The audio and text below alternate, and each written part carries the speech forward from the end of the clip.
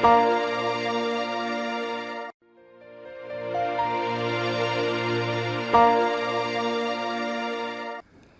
Friends, welcome to ILA classes, the school of competitive exams. ಇವತ್ತಿನ ಪ್ರಮುಖವಾದಂತಹ current affairs ಟಾಪಿಕ್ಗಳನ್ನು discuss ಮಾಡೋಣ.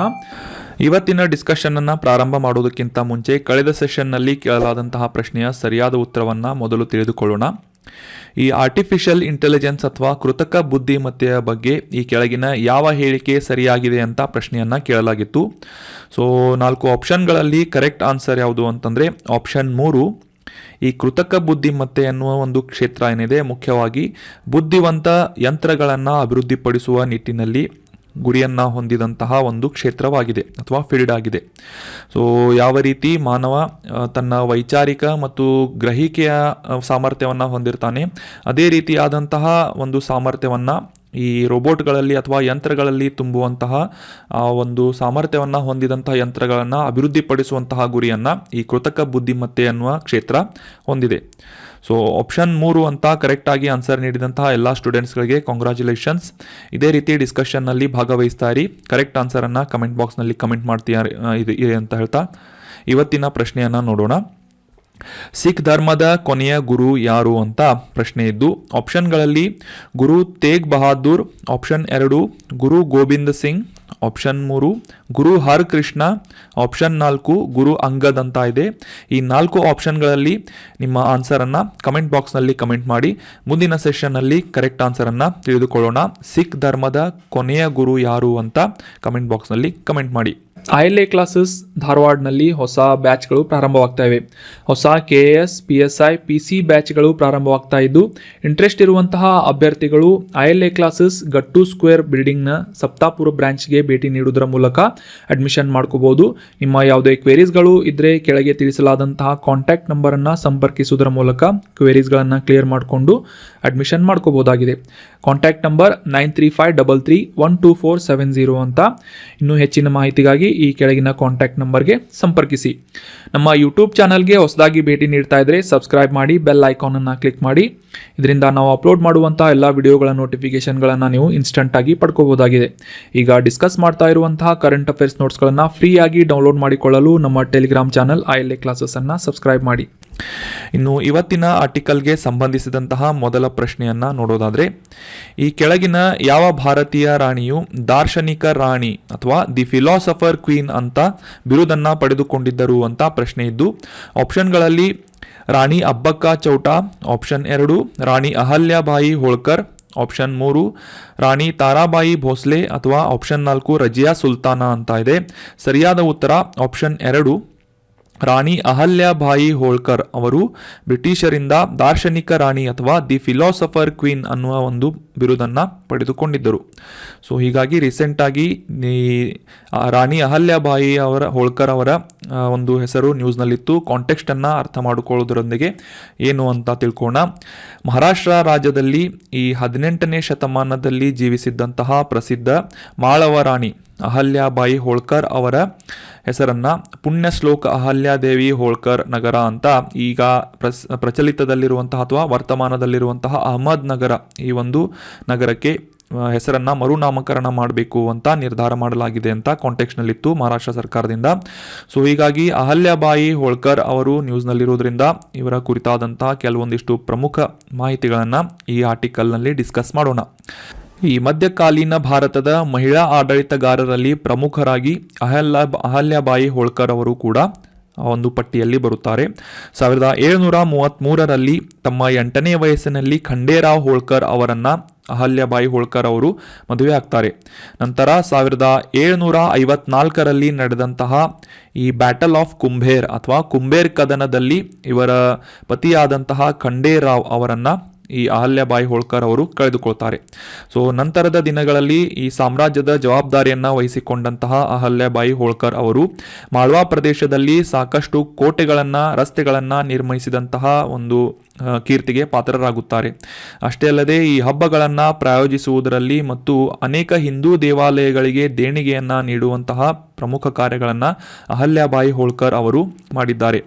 ಅಷ್ಟೇ ಅಲ್ಲದೆ ಈ ದೇಶದ ಉದ್ದಗಲಕ್ಕೂ ಹರಡಿರುವಂತಹ ಹಲವಾರು ದೇವಾಲಯಗಳಾಗಿರ್ಬೋದು, ಈ ನದಿಗಳ ದಂಡೆಯಲ್ಲಿರುವಂತಹ ಘಾಟ್ಗಳು, ಬಾವಿಗಳು, ಟ್ಯಾಂಕ್ಗಳು ಮತ್ತು ವಿಶ್ರಾಂತಿ ಗೃಹಗಳಂತಹ ಸಾಕಷ್ಟು ನಿರ್ಮಾಣದ ಕೆಲಸಗಳನ್ನು ಈ ಅಹಲ್ಯಾಬಾಯಿ ಹೋಳ್ಕರ್ ಅವರು ಮಾಡಿದ್ದಾರೆ.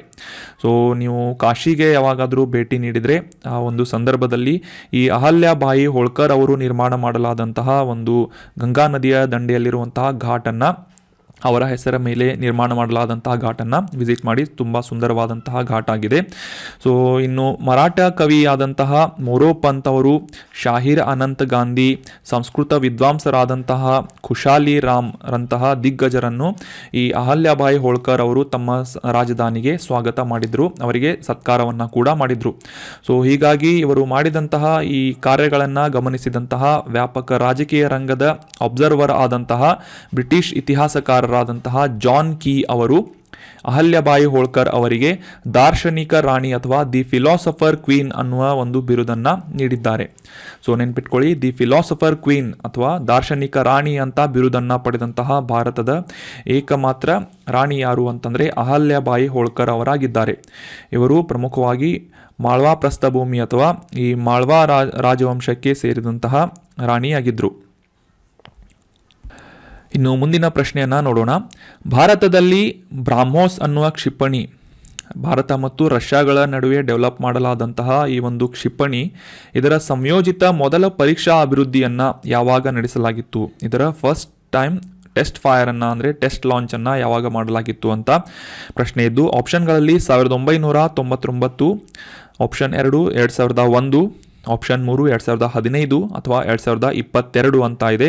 ಬ್ರಾಹ್ಮೋಸ್ ಕ್ಷಿಪಣಿಯನ್ನು ಫಸ್ಟ್ ಟೈಮ್ ಟೆಸ್ಟಿಂಗ್ ಯಾವಾಗ ಮಾಡಲಾಗಿತ್ತು ಅಂತ ಪ್ರಶ್ನೆ ಇದ್ದು, ಸರಿಯಾದ ಉತ್ತರ ಆಪ್ಷನ್ 2 2001ನೇ ಇಸ್ವಿಯಲ್ಲಿ. 2001ನೇ ಇಸ್ವಿಯಲ್ಲಿ ಭಾರತ ಮತ್ತು ರಷ್ಯಾಗಳ ಈ ಒಂದು ಭದ್ರತೆಯ ಅಭಿವೃದ್ಧಿ ಮಾಡುವಂತಹ ಉದ್ದೇಶದಿಂದ ಬ್ರಾಹ್ಮೋಸ್ ಅನ್ನುವ ಕ್ಷಿಪಣಿಯನ್ನು ಭಾರತದಲ್ಲಿ ಪರೀಕ್ಷಾರ್ಥವಾಗಿ ಉಡಾವಣೆಯನ್ನು ಮಾಡಲಾಗಿತ್ತು 2001ರಲ್ಲಿ. ಸೊ ಇನ್ನು ಈ ಬ್ರಾಹ್ಮೋಸ್ ಅನ್ನುವ ಕ್ಷಿಪಣಿ ರೀಸೆಂಟಾಗಿ ನ್ಯೂಸ್ನಲ್ಲಿದ್ದದಕ್ಕೆ ಮುಖ್ಯ ಕಾರಣ ಏನು ಅಂತ ತಿಳ್ಕೋಣ. ಇತ್ತೀಚೆಗೆ ಭಾರತದ ವಾಯುಪಡೆಯಿಂದ ಈ ಬ್ರಾಹ್ಮೋಸ್ ಅನ್ನುವ ಕ್ಷಿಪಣಿಯ ವಿಸ್ತೃತ ಶ್ರೇಣಿಯ ಅಂತಂದರೆ ಅದರ ಒಂದು ಅಪ್ಡೇಟೆಡ್ ಆದಂತಹ ರೇಂಜ್ನ ಟೆಸ್ಟ್ ಆವೃತ್ತಿಯನ್ನು ಟೆಸ್ಟ್ ಮಾಡಲಾಯಿತು ಅಥವಾ ಯಶಸ್ವಿಯಾಗಿ ಪರೀಕ್ಷಣೆ ಮಾಡಲಾಯಿತು ಅಂತ ಕಾಂಟೆಕ್ಸ್ಟ್ನಲ್ಲಿ ಬ್ರಾಹ್ಮೋಸ್ ನ್ಯೂಸ್ ಬಂದಿತ್ತು, ಬ್ರಾಹ್ಮೋಸ್ ಅನ್ನುವ ಕ್ಷಿಪಣಿ ಬಂದಿತ್ತು. ಸೊ ಹೀಗಾಗಿ ಈ ಒಂದು ಬ್ರಾಹ್ಮೋಸ್ ಅನ್ನುವ ಕ್ಷಿಪಣಿಯ ಲೇಟೆಸ್ಟ್ ಅಪ್ಡೇಟ್ಸ್ಗಳನ್ನು ನೋಡೋದಾದರೆ, ಈ ಕ್ಷಿಪಣಿ ಮುಖ್ಯವಾಗಿ ಬಂಗಾಳ ಕೊಲ್ಲಿ ಪ್ರದೇಶದಲ್ಲಿನ ಈ ಅಪೇಕ್ಷಿತ ಮಿಷನ್ ಉದ್ದೇಶಗಳನ್ನು ಸಾಧಿಸುವಂತಹ ನಿಟ್ಟಿನಲ್ಲಿ ಸಮರ್ಥವಾಗಿದೆ ಅಂತ ಪರೀಕ್ಷೆಯನ್ನು ಸಕ್ಸಸ್ಫುಲ್ಲಿ ಕ್ಯಾರಿ ಔಟ್ ಮಾಡಲಾಗಿದ್ದು, ಸದ್ಯಕ್ಕೆ ಇದು ಸುಖೋಯ್ 30 MKI ಅನ್ನುವ ವಿಮಾನದಿಂದ ಭೂಮಿ ಅಥವಾ ಸಮುದ್ರದಲ್ಲಿರುವಂತಹ ಗುರಿಗಳನ್ನು ಭೇದಿಸುವಂತಹ ಸಾಮರ್ಥ್ಯವನ್ನು ಬ್ರಾಹ್ಮೋಸ್ ಅನ್ನುವ ಕ್ಷಿಪಣಿ ಅಪ್ಡೇಟ್ ಆಗಿ ಹೊಂದಿದೆ. ಸೊ ಅಷ್ಟೇ ಅಲ್ಲದೆ ನಿಖರವಾಗಿ ಆ ಒಂದು ನಿರ್ದಿಷ್ಟ ಗುರಿಗಳನ್ನು ಸ್ಟ್ರೈಕ್ ಮಾಡುವಂತಹ ಸಾಮರ್ಥ್ಯವನ್ನು ಮತ್ತು ಗಮನಾರ್ಹವಾದಂತಹ ಸಾಮರ್ಥ್ಯದ ಉತ್ತೇಜನವನ್ನು ಕೂಡ ಈಗ ಭಾರತೀಯ ವಾಯುಪಡೆಯಲ್ಲಿ ಈ ಒಂದು ಟೆಸ್ಟನ್ನು ಕಂಡಕ್ಟ್ ಮಾಡಲಾಗಿದೆ. ಅಷ್ಟೇ ಅಲ್ಲದೆ 2017ರಲ್ಲಿ ಈ ಬ್ರಾಹ್ಮೋಸ್ ಏರ್ ಲಾಂಚ್ಡ್ ಕ್ರೂಸ್ ಕ್ಷಿಪಣಿಯ ಆರಂಭಿಕ ಆವೃತ್ತಿಯಾದಂತಹ 290 ಕಿಲೋಮೀಟರ್ಗಳಷ್ಟು ಸಾಮರ್ಥ್ಯವನ್ನು ಅಂದರೆ ಆ ಗುರಿಯನ್ನು ಹಿಟ್ ಮಾಡುವಂತಹ ಸಾಮರ್ಥ್ಯವನ್ನು 2017ರಲ್ಲಿ ಲಾಂಚ್ ಮಾಡಲಾದಂತಹ ಕ್ಷಿಪಣಿ ಹೊಂದಿತ್ತು. ಈಗ 2022ರಲ್ಲಿ ರೀಸೆಂಟಾಗಿ ಅಪ್ಡೇಟ್ ಮಾಡಲಾದಂತಹ ಬ್ರಾಹ್ಮೋಸ್ನ ರೇಂಜ್ ಎಷ್ಟು ಅಂತಂದರೆ ಸುಮಾರು 350 ಕಿಲೋಮೀಟರ್ಗಳಷ್ಟು ದೂರದ ಗುರಿಗಳನ್ನು ನಿರ್ದಿಷ್ಟವಾಗಿ ನಿಖರವಾಗಿ ಭೇದಿಸಬಲ್ಲಂತಹ ಸಾಮರ್ಥ್ಯವನ್ನು ಈ ಬ್ರಾಹ್ಮೋಸ್ ಕ್ಷಿಪಣಿ ಸಕ್ಸಸ್ಫುಲ್ಲಿ ಟೆಸ್ಟನ್ನು ಪಾಸ್ ಆಗಿದೆ. ಇನ್ನು ಈ ಬ್ರಾಹ್ಮೋಸ್ ಕ್ಷಿಪಣಿಯ ಒಂದು ಹಿಂದಿನ ಅಂದರೆ ಇದರ ಇತಿಹಾಸವನ್ನು ತಿಳಿದುಕೊಳ್ಳೋದಾದರೆ, ಮುಖ್ಯವಾಗಿ ಭಾರತದ ಈ defence research and development organisation ಅಥವಾ DRDO ಸಂಸ್ಥೆಯಿಂದ ಮತ್ತು ರಷ್ಯಾದ NPOM ಅನ್ನುವ ಸಂಸ್ಥೆಯ ಜಂಟಿ ಕಾರ್ಯವಾಗಿ ಅಥವಾ ಜಂಟಿ ಉದ್ಯಮವಾಗಿ ಈ ಒಂದು ಬ್ರಾಹ್ಮೋಸ್ ಕ್ಷಿಪಣಿಯನ್ನು ಡೆವಲಪ್ ಮಾಡಲಾಗಿತ್ತು. ಭಾರತದ ಬ್ರಹ್ಮಪುತ್ರ ನದಿ ಮತ್ತು ಈ ರಷ್ಯಾದ ಮಾಸ್ಕೋ ಅನ್ನುವ ನದಿಗಳ ಹೆಸರಿನ ಮೇಲೆ, ಅವುಗಳ ಕಾಂಬಿನೇಷನ್ ಮೇಲೆ ಬ್ರಾಹ್ಮೋಸ್ ಅನ್ನುವ ಈ ಹೆಸರನ್ನು ಇಡಲಾಗಿದೆ ಈ ಕ್ಷಿಪಣಿಗೆ. ಅಷ್ಟೇ ಅಲ್ಲದೆ ಜೂನ್ 12, 2001ರಲ್ಲಿ ಮೊದಲ ಬಾರಿಗೆ ಈ ಬ್ರಾಹ್ಮೋಸ್ ಅನ್ನುವ ಕ್ಷಿಪಣಿ ಸಕ್ಸಸ್ಫುಲ್ಲಿ ಉಡಾವಣೆಯನ್ನು ಕೈಗೊಂಡಿತ್ತು. ಭೂಮಿ, ಗಾಳಿ, ಸಮುದ್ರ ಈ ರೀತಿಯಾದಂತಹ ಎಲ್ಲ ಕ್ಷೇತ್ರಗಳಲ್ಲಿ, ಎಲ್ಲ ಫೀಲ್ಡ್ಗಳಲ್ಲಿ ಉಡಾವಣೆ ಮಾಡಬಹುದಾದಂತಹ ಸಾಮರ್ಥ್ಯ ಈ ಬ್ರಹ್ಮೋಸ್ ಕ್ಷಿಪಣಿಗೆ ಇದ್ದು, ಅಷ್ಟೇ ಅಲ್ಲದೆ ರಾತ್ರಿ ಹಗಲುಗಳನ್ನು ಲೆಕ್ಕಿಸದೆ ನಿಖರತೆಯೊಂದಿಗೆ ಬಹು ಸಾಮರ್ಥ್ಯದ ಒಂದು ಗುರಿಗಳನ್ನು ಭೇದಿಸಬಲ್ಲಂತಹ ಒಂದು ಕೆಪಾಸಿಟಿ ಈ ಬ್ರಹ್ಮೋಸ್ ಕ್ಷಿಪಣಿಗೆ ಇದೆ. ಮತ್ತು ಈ ಮುಖ್ಯವಾದಂತಹ ವಿಶೇಷತೆ ಏನು ಅಂತಂದರೆ, ಇದು ಫೈರ್ ಆ್ಯಂಡ್ ಫಾರ್ಗೆಟ್ ಅನ್ನುವ ತತ್ವದ ಮೇಲೆ ಕೆಲಸ ಮಾಡುವಂತಹ ಕ್ಷಿಪಣಿಯಾಗಿದ್ದು, ಈ ಉಡಾವಣೆಯ ನಂತರ ಯಾವುದೇ ರೀತಿಯಾದಂತಹ ಮಾರ್ಗದರ್ಶನದ ಅವಶ್ಯಕತೆ ಈ ಬ್ರಹ್ಮೋಸ್ ಕ್ಷಿಪಣಿಗೆ ಇರುವುದಿಲ್ಲ. ಫಾರ್ ಎಕ್ಸಾಂಪಲ್, ಯಾವುದೇ ಒಂದು ಕ್ಷಿಪಣಿಯನ್ನು ಅಂದರೆ ಮುಖ್ಯವಾಗಿ ಈ ಬ್ರಹ್ಮೋಸ್ ಅನ್ನುವ ಕ್ಷಿಪಣಿಯನ್ನು ಲಾಂಚ್ ಮಾಡಿದಾಗ ಇದನ್ನು ಗೈಡ್ ಮಾಡುವ ಆ ಒಂದು ಗುರಿಗಳತ್ತ ಆ ಒಂದು ಕ್ಷಿಪಣಿಯನ್ನು ಗೈಡ್ ಮಾಡುವಂತಹ ಅವಶ್ಯಕತೆ, ಕಂಟ್ರೋಲ್ ಮಾಡುವಂತಹ ಅವಶ್ಯಕತೆ ಬ್ರಹ್ಮೋಸ್ ಕ್ಷಿಪಣಿಗೆ ಇರುವುದಿಲ್ಲ. ಜಸ್ಟ್ ಆ ನಿರ್ದಿಷ್ಟವಾದಂತಹ ಟಾರ್ಗೆಟನ್ನು ಗುರಿ ಇಟ್ಟು ಲಾಂಚ್ ಮಾಡಿದಾಗ ಅಥವಾ ಫೈರ್ ಮಾಡಿದಾಗ ಅದು ನಿಖರವಾಗಿ ಆ ಒಂದು ಗುರಿಯನ್ನು ಹೋಗಿ ತಲುಪುವಂತಹ ಸಾಮರ್ಥ್ಯ ಬ್ರಹ್ಮೋಸ್ ಕ್ಷಿಪಣಿಗೆ ಇದೆ.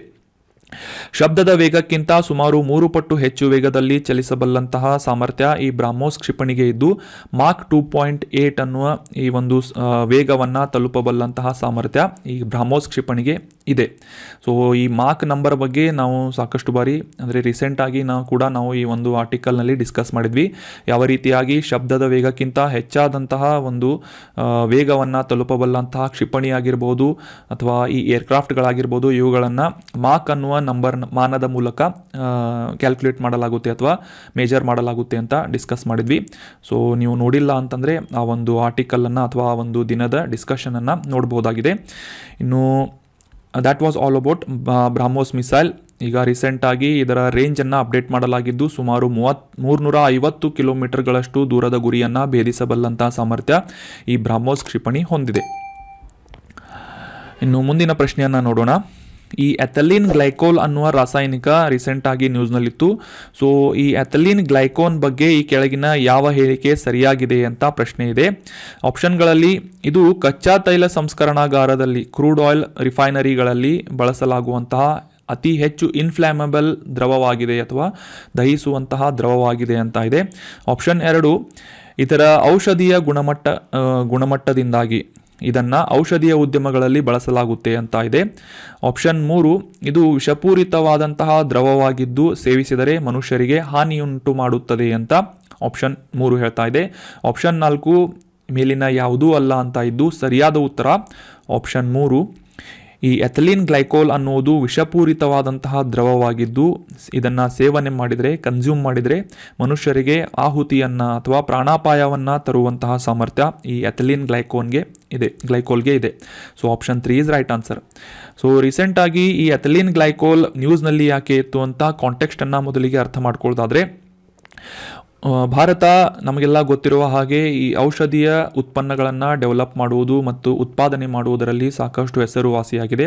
ಅಷ್ಟೇ ಅಲ್ಲದೆ ಈ ಒಂದು ಭಾರತದ ಉತ್ಪಾದನೆಯ ಫಾರ್ಮಾಸ್ಯೂಟಿಕಲ್ ಕಂಪನಿಗಳ ಉತ್ಪಾದನೆಯ ಸಾಮರ್ಥ್ಯ ಕೂಡ ವಿಶ್ವಶ್ರೇಷ್ಠವಾಗಿದೆ. ಸೊ ರೀಸೆಂಟಾಗಿ ಭಾರತದಿಂದ ಎಕ್ಸ್ಪೋರ್ಟ್ ಮಾಡಲಾದಂತಹ, ಉಜ್ಬೇಕಿಸ್ತಾನಕ್ಕೆ ಎಕ್ಸ್ಪೋರ್ಟ್ ಮಾಡಲಾದಂತಹ ಕೆಲವೊಂದು ಔಷಧಗಳಲ್ಲಿ, ಈ ಕೆಮ್ಮಿನ ಸಿರಪ್ಗಳಲ್ಲಿ ಎಥಲೀನ್ ಗ್ಲೈಕೋನ್ ಪ್ರಮಾಣ ಕಂಡು ಬಂದಿದ್ದು ಈ ಉಜ್ಬೇಕಿಸ್ತಾನದ ಆರೋಗ್ಯ ಸಚಿವಾಲಯದಿಂದ ಒಂದು ನೀಡಲಾದಂತಹ ಒಂದು ಹೇಳಿಕೆಯ ಪ್ರಕಾರ ಕನಿಷ್ಠ 18 ಮಕ್ಕಳ ಸಾವಿಗೆ ಈ ಎಥಲೀನ್ ಗ್ಲೈಕೋಲ್ ಕಾರಣವಾಗಿದೆ ಅಂತ ನ್ಯೂಸ್ನಲ್ಲಿ ಇತ್ತು.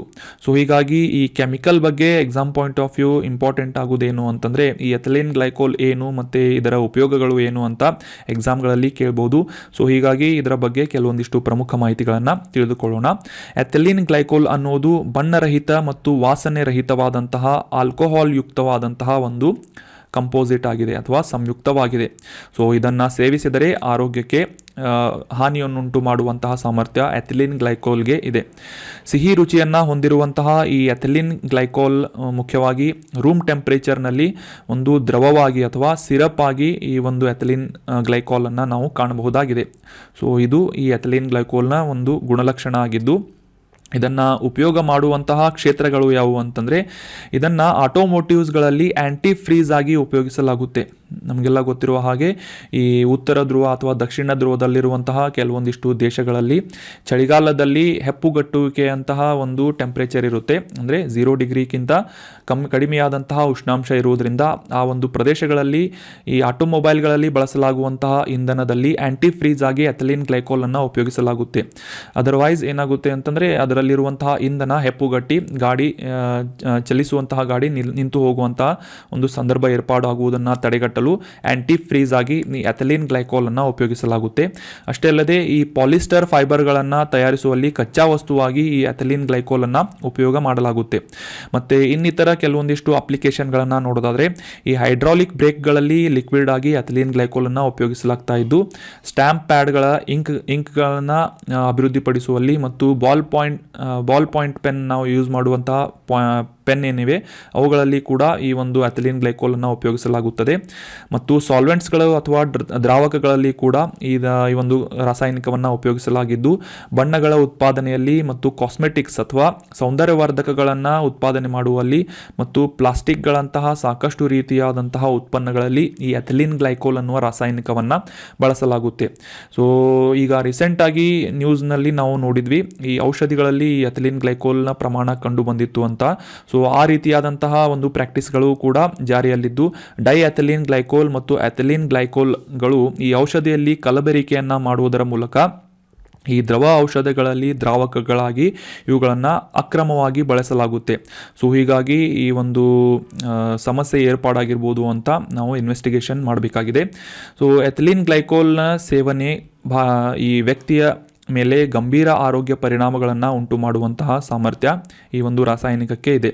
ಮುಖ್ಯವಾಗಿ ಇದು ಟಾರ್ಗೆಟ್ ಮಾಡುವಂತಹ ಒಂದು ಮಾನವನ ಈ ಕೇಂದ್ರ ನರಮಂಡಲ ಖಿನ್ನತೆ ಅಥವಾ ಸೆಂಟ್ರಲ್ ನರ್ವಸ್ ಸಿಸ್ಟಮ್ನ ಒಂದು ಡಿಪ್ರೆಷನ್ ಆಗಿರ್ಬೋದು, ವಾಕರಿಕೆ, ವಾಂತಿ, ಮಾದಕತೆ, ಯುಫೋರಿಯಾ, ಮೂರ್ಖತನ ಅಥವಾ ಮಂದಬುದ್ಧಿ ಆಗುವುದು ಮತ್ತು ಉಸಿರಾಟದ ಖಿನ್ನತೆ, ಮೂತ್ರದ ಕಡಿಮೆ ವಿಸರ್ಜನೆಯಾಗುವುದು, ಈ ರೀತಿಯಾದಂತಹ ಸಾಕಷ್ಟು ಪರಿಣಾಮಗಳನ್ನು ಇದನ್ನು ಸೇವನೆ ಮಾಡಿದಂತಹ ವ್ಯಕ್ತಿಯ ಆರೋಗ್ಯದ ಮೇಲೆ ಬೀರಬಲ್ಲಂತಹ ಒಂದು ಸಾಮರ್ಥ್ಯ ಎಥಿಲೀನ್ ಗ್ಲೈಕೋಲ್ಗೆ ಇದೆ. So that was all about detail information of ethylene glycol. ಇನ್ನು ಮುಂದಿನ ಪ್ರಶ್ನೆಯನ್ನು ನೋಡೋಣ. ಭಾರತೀಯ ರಾಷ್ಟ್ರೀಯ ಕಾಂಗ್ರೆಸ್ನ ಸ್ಥಾಪನಾ ದಿನವನ್ನು ರೀಸೆಂಟಾಗಿ ಆಚರಣೆ ಮಾಡಲಾಯಿತು. ಸೊ ಹೀಗಾಗಿ ಈ ರಾಷ್ಟ್ರೀಯ ಕಾಂಗ್ರೆಸ್ ಇದರ ಮೊದಲನೇ ಅಧ್ಯಕ್ಷರು ಯಾರಾಗಿದ್ದರು ಅಂತ ಈಗ ಪ್ರಶ್ನೆ ಬಂದಿದೆ. Option 1 AOU, option 2 Dadabhai Naoroji, option 3 Badruddin Tyabji, option 4 WC Banerjee ಅಂತ ಇದೆ. ಸರಿಯಾದ ಉತ್ತರ ಭಾರತೀಯ ರಾಷ್ಟ್ರೀಯ ಕಾಂಗ್ರೆಸ್ನ ಮೊದಲ ಅಧ್ಯಕ್ಷರು ಯಾರು ಅಂತಂದರೆ ಆಪ್ಷನ್ 4 WC ಬಾನರ್ಜಿ, ಉಮೇಶ್ ಚಂದ್ರ ಬಾನರ್ಜಿ ಅನ್ನುವ ಒಬ್ಬ ನಾಯಕನನ್ನು ಈ 1885ರಲ್ಲಿ ಸ್ಥಾಪನೆಯಾದಂತಹ ರಾಷ್ಟ್ರೀಯ ಕಾಂಗ್ರೆಸ್ನ ಮೊದಲ ಅಧ್ಯಕ್ಷರನ್ನಾಗಿ ಆಯ್ಕೆ ಮಾಡಲಾಗಿತ್ತು. Option 4 is right answer. So ಕಾಂಟೆಕ್ಸ್ಟನ್ನು ಮೊದಲಿಗೆ ಅರ್ಥ ಮಾಡ್ಕೊಳ್ಳೋದಾದರೆ ಡಿಸೆಂಬರ್ 28ರಂದು ಪ್ರತಿ ವರ್ಷ ಕಾಂಗ್ರೆಸ್ ಸ್ಥಾಪನಾ ದಿನವನ್ನಾಗಿ ಆಚರಿಸಲಾಗುತ್ತೆ. 2022ರಲ್ಲಿ ಈ ಒಂದು ಸಂಸ್ಥಾಪನಾ ದಿನದ 138ನೇ ಸ್ಥಾಪನಾ ದಿನವನ್ನು ಆಚರಿಸಲಾಯಿತು. ಸೊ ಹೀಗಾಗಿ ಈ ಒಂದು ಕಾಂಗ್ರೆಸ್ ಸ್ಥಾಪನಾ ದಿನದ ಕುರಿತಾದಂತಹ ಕೆಲವೊಂದಿಷ್ಟು ಪ್ರಮುಖ ಮಾಹಿತಿಗಳನ್ನು ಈ ಆರ್ಟಿಕಲ್ನಲ್ಲಿ ಡಿಸ್ಕಸ್ ಮಾಡೋಣ. ಡಿಸೆಂಬರ್ 28, 1885ನೇ ಇಸವಿಯಲ್ಲಿ ಈ ಇಂಗ್ಲಿಷ್ ಅಧಿಕಾರಿ ಅಥವಾ ಬ್ರಿಟಿಷ್ ಅಧಿಕಾರಿಯಾದಂತಹ ಅಲನ್ ಆಕ್ಟೇವಿಯನ್ ಹ್ಯೂಮ್ ಅಥವಾ AO ಅಂತ ಫೇಮಸ್ ಆದಂತಹ ಈ ವ್ಯಕ್ತಿಯಿಂದ ಈ ರಾಷ್ಟ್ರೀಯ ಕಾಂಗ್ರೆಸ್ಸನ್ನು ಸ್ಥಾಪನೆ ಮಾಡಲಾಯಿತು.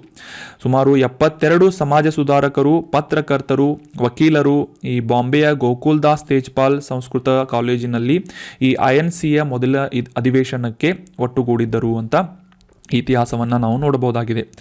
ಮತ್ತು ಇದಾದ ನಂತರ ಉಮೇಶ್ ಚಂದ್ರ ಬಾನರ್ಜಿ ಅವರನ್ನು ಭಾರತೀಯ ರಾಷ್ಟ್ರೀಯ ಕಾಂಗ್ರೆಸ್ನ ಸಂಸ್ಥಾಪಕ ಸದಸ್ಯರಲ್ಲಿ ಒಬ್ಬರಾದಂತಹ ಇವರನ್ನು INCಯ ಮೊದಲ ಅಧ್ಯಕ್ಷರನ್ನಾಗಿ ನೇಮಕ ಮಾಡಲಾಗಿತ್ತು. ನೆನಪಿಟ್ಕೊಳ್ಳಿ, ಉಮೇಶ್ ಚಂದ್ರ ಬಾನರ್ಜಿ, WC ಬಾನರ್ಜಿ ಅಂತ ಕೂಡ ಇವರನ್ನು ಕರೆಯಲಾಗುತ್ತೆ. ಇವರು ಈ 1885ರಲ್ಲಿ ಸ್ಥಾಪನೆಯಾದಂತಹ ಕಾಂಗ್ರೆಸ್ ಕಾಂಗ್ರೆಸ್ನ ಮೊದಲ ಅಧ್ಯಕ್ಷರಾಗಿ ಆಯ್ಕೆಗೊಂಡಿದ್ದರು. ಸೊ ಈ ಕಾಂಗ್ರೆಸ್ನ ಸ್ಥಾಪನೆಯ ಮುಖ್ಯ ಉದ್ದೇಶ ಏನು ಅಂತಂದರೆ, ಆ ಒಂದು ಸಂದರ್ಭದಲ್ಲಿ ಶಾಹಿ ಆಳ್ವಿಕೆಯಿಂದ, ಅಂದರೆ ಬ್ರಿಟಿಷರ ಈ ಶಾಹಿ ಆಳ್ವಿಕೆಯಿಂದ ಸ್ವಾತಂತ್ರ್ಯವನ್ನು ಬೇಡುವುದು ಆಗಿರಲಿಲ್ಲ. ಪ್ರಮುಖವಾಗಿ ನೆನ್ಪಿಟ್ಕೊಳ್ಳಿ, ಈ ಸ್ವತಂತ್ರವನ್ನು ಬ್ರಿಟಿಷರಿಂದ ಬೇಡುವುದು ಮುಖ್ಯವಾದಂತಹ ಕಾರಣ ಕಾಂಗ್ರೆಸ್ ಸ್ಥಾಪನೆಗೆ ಆಗಿರಲಿಲ್ಲ. ಆದರೆ ಏನು ಅಂತಂದರೆ, ಈ ಬ್ರಿಟಿಷರ ಸರ್ಕಾರದಲ್ಲಿ ಅವರಿಂದ ಮಾಡಲಾಗುತ್ತಿದ್ದಂತಹ, ಜಾರಿಗೊಳಿಸಲಾಗ್ತಾ ಇದ್ದಂತಹ ನೀತಿಗಳಲ್ಲಿ, ಪಾಲಿಸಿಗಳಲ್ಲಿ ಭಾರತೀಯರ ಪರವಾಗಿ ಈ ಒಂದು ಪಾಲಿಸಿಗಳನ್ನು ಮಾಡಬೇಕು ಅಂತ ಇನ್ಫ್ಲೂಯೆನ್ಸ್ ಮಾಡುವ ಉದ್ದೇಶದಿಂದ ಈ ಕಾಂಗ್ರೆಸ್ ಅನ್ನುವ ಒಂದು ಪಕ್ಷವನ್ನು ಸ್ಥಾಪನೆ ಮಾಡಲಾಗಿತ್ತು. ಸೊ ಅದಾದ ನಂತರ 1906ರಲ್ಲಿ ಸೂರತ್ನಲ್ಲಿ ನಡೆದಂತಹ ಅಧಿವೇಶನದಲ್ಲಿ ಈ ಕಾಂಗ್ರೆಸ್ನ ವಿಭಜನೆಯಾಗುತ್ತೆ. ಆ ಒಂದು ಸಂದರ್ಭದಲ್ಲಿ ಗೋಪಾಲಕೃಷ್ಣ ಗೋಖಲೆ ಮತ್ತು ಸುರೇಂದ್ರನಾಥ್ ಬ್ಯಾನರ್ಜಿ ಅವರ ನೇತೃತ್ವದಲ್ಲಿ ಮಂದಗಾಮಿಗಳು ಮತ್ತು ಬಾಲಗಂಗಾಧರ್ ತಿಲಕ್ ಅವರ ನೇತೃತ್ವದಲ್ಲಿ ತೀವ್ರಗಾಮಿಗಳು ಅಂತ ಈ ಒಂದು ಕಾಂಗ್ರೆಸ್ನಲ್ಲಿ 1906ರಲ್ಲಿ ವಿಭಜನೆ ಆಗುತ್ತೆ. ನೆನ್ಪಿಟ್ಕೊಳ್ಳಿ, ಇಲ್ಲಿ ಇನ್ನು ಈ ಮಹಾತ್ಮ ಗಾಂಧಿ ಅವರು ಸೌತ್ ಆಫ್ರಿಕಾದಿಂದ ಭಾರತಕ್ಕೆ ಬಂದಿರಲಿಲ್ಲ 1906ರಲ್ಲಿ.